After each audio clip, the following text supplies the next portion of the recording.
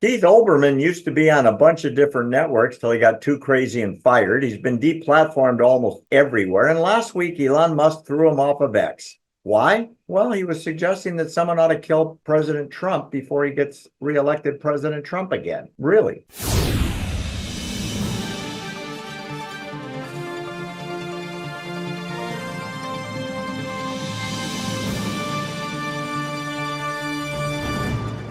There's a crazy guy that used to be at MSNBC before he got too crazy for them. I'm not kidding. He appeared to say over the weekend on X that he hoped President Trump would be assassinated like Lincoln was assassinated. Wow. Really? I'm talking about this clown, Keith Olbermann, who has been everywhere, and everybody knows how crazy he is. Oh, yeah. He literally got banned off of X on top of all the other places he's been banned. And here's the story. Trump had said that he's been treated worse than Abraham Lincoln, who was assassinated. And then Olbermann said, well, there's always hope, meaning Trump should be assassinated.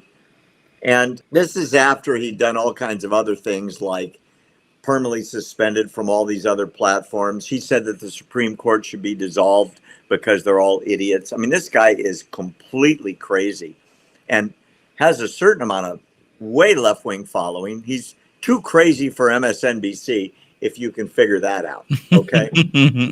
I'm very serious. It's amazing that after all this stuff that he said, that they're, dissolve the Supreme Court, he doesn't need it anymore, we don't need separation of powers to save democracy. He said, quote, the political whores on the court are overruling quite explicit language in the Constitution to benefit one politician. Separation of powers died long ago. He says crazy thing after crazy thing after crazy thing and gets quoted for it. And finally, Elon Musk had enough and threw him off of X. Way to go, Elon. Way to go. Yeah, I was wondering why he was able to go on X and say all of the hateful, just write down nasty things he was saying. He's running out of platforms, fortunately. But yeah. The reason I mention it is I don't remember in my entire life someone with an audience would call for literally the assassination of a former president and likely the next president. The societal rules, as you always say, have broken down and disintegrated. I don't know what else to call it.